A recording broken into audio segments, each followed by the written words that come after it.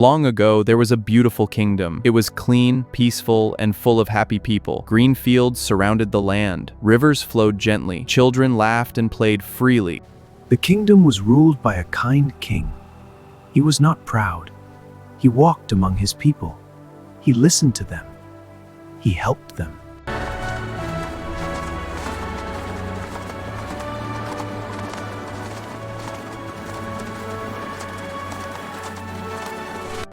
The king was kind and humble.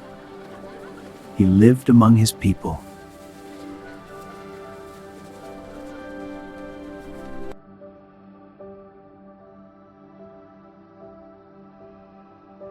But not everyone was happy.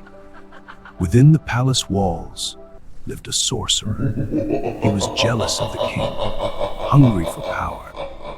He did not like the king's kindness. He believed power should come from fear. One night, when the kingdom slept in peace, darkness rose within the palace. The sorcerer made his move and unleashed a curse that would change everything.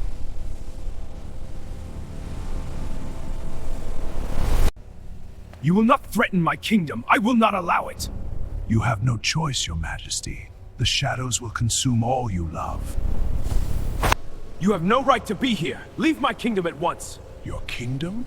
Oh, foolish king, your reign is over. Now, witness the power of the dark arts!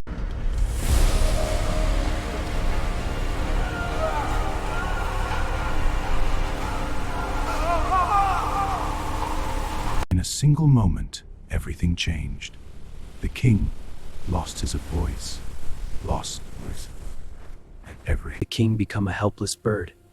In a single moment, the king lost everything. His voice, his power, his identity. You will recover only when you find the kind heart in this lonely forest. And that was not possible. When kindness was given without knowing, the magic awakened, and the bird became a king again. Far away, between green hills and misty mountains, there was a small, peaceful village. Mud houses with thatched roofs, narrow paths covered with flowers. But in that village lived a girl who was different. A kind-hearted girl named Meera. She had nothing but a heart full of kindness. But until then, I'll just keep being kind. In a world where people unwarns the crimes village, and that one simple choice is what changed her destiny forever. With no family, no wealth, but she had something rare. Don't worry, Amma. I'll bring more tomorrow. Meera wasn't rich. She didn't have a family to support her. But she had something far more pure. She smiled. She believed that kindness always matters. Meera didn't have much in her small home. No stored food, no extra money. So every evening, as the sun began to set and paint the sky in shades of orange and gold, Meera would walk toward the forest at the edge of the village. She walked to the edge of the forest to collect firewood, wild fruits, and herbs. This should be enough for tonight. There, she would collect fallen branches for firewood and gather whatever fruits or herbs she could find. It was her way of surviving. She held a small bundle of sticks in her arms and walked slowly, tired but peaceful. Just as she was about to leave the forest path, she heard something. Meera stopped. What was that? Hello? Is anyone there? The sound came again, barely audible, as if something was struggling. Curious and concerned, she followed the sound through a small patch of bushes. Curious and concerned, Meera slowly moved toward the bushes nearby. She gently pushed aside the leaves, and there it was. A tines were injured, and it struggled to move. Oh no, what happened to you? She looked around, the forest was empty. No one else was there, no one to help. Gently, she lifted the tiny bird into her hands. Meera's house was small, with mud walls and a simple roof that barely kept out the rain. Inside, there was little more than a mat, a clay lamp, and a few utensils. But that night, she made space for the tiny life she had brought with her. She tore a piece of cloth and folded it into a soft bed. She placed the bird gently on it and brought a small bowl of water. Drink slowly. The bird barely responded, but Meera didn't give up.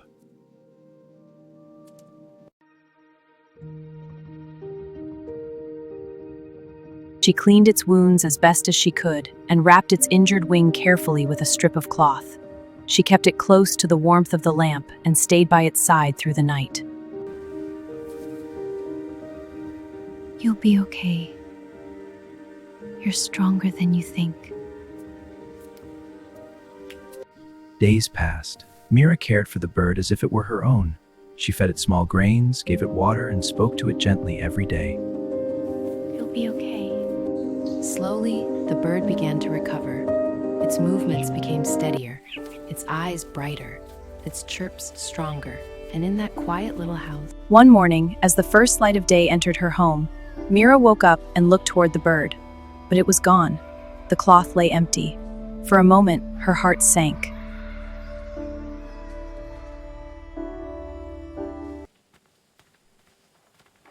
Where did you go? It's okay. You're free now.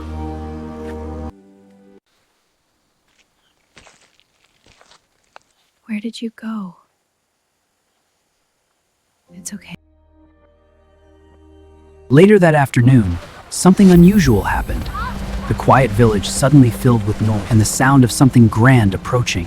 Confused, curious, voices rising, and the sound of something grand approaching. A royal chariot had arrived. Soldiers stood in perfect formation, silent and strong. From the chariot stepped a man in rich garments, the king. Why would a king come to such a small place? The king looked around, his eyes searching the crowd. Who among you is Meera? I am, Your Majesty. A few days ago, you saved a life. I only helped a small bird.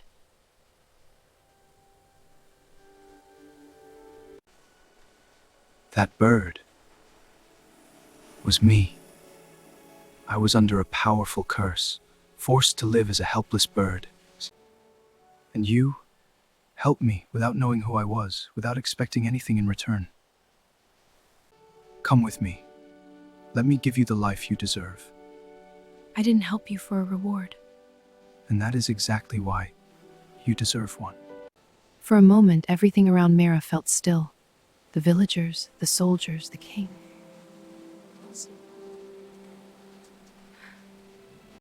All seemed distant, as if the world had paused just for her. She looked at the king's outstretched hand, strong, steady, and kind. Her heart was filled with questions, fear, and something she had never felt before, hope.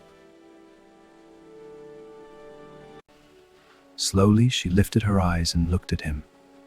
There was no pride in his face, no demand, only gratitude and respect. This was her village, the only place she had ever known. Every path, every tree, every corner held a memory of her quiet life. The villagers watched in silence, some with surprise, some with happiness, and some with disbelief. The same girl who once walked barefoot on dusty roads Was now stepping into a future beyond imagination.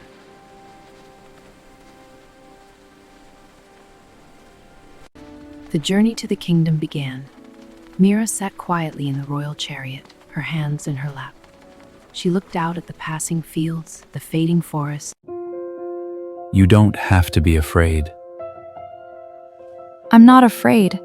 I just don't know what comes next. As they entered the kingdom, Meera's eyes widened. Tall gates, grand buildings, people and different forms.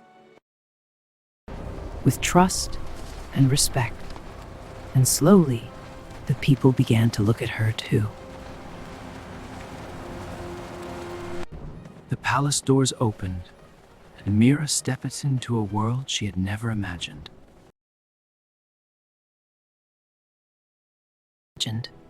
Soft lights, grand halls, and a silence filled with dignity. You can stay here in the palace. Live however you want. Days passed, and Meera began to understand her place in this new world. She was not there for wealth. She was there because of who she was. She was there because of who she was.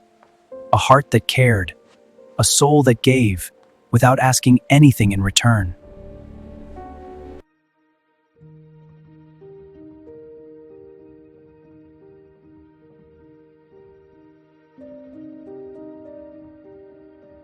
One day, the king spoke to her. This kingdom does not need just a ruler. It needs a heart. He looked at her with trust. Is yours. We are getting married.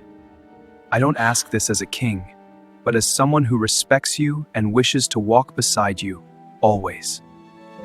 I am just a simple girl. Are you sure this is right? You are the reason this is right. And so with respect, trust, and true understanding, their bond turned into love. I feel it too. Forever with you. It was not just a royal wedding, it was a union of two worlds, a king and a kind heart. And so the day arrived. Not just a royal wedding, but a celebration of two worlds becoming one. I never dreamed of a life like this. If you sue me for wine, then Yes. I will walk beside you.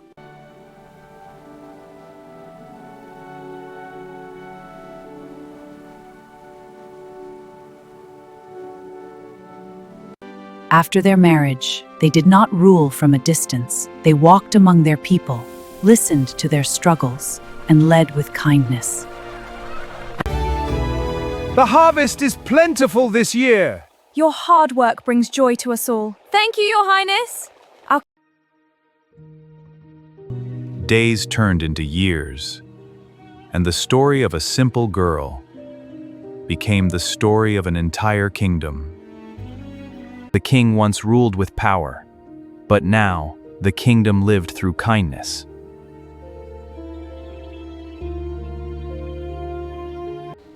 The girl who once helped a helpless bird had found a life filled with love, and in every corner of the kingdom her kindness lived on. Happiness grows where kindness lives. If this story touched your heart, Like and subscribe for more beautiful stories like this. for more inspiring stories, Make sure like, share, and we can't wait to share more with you.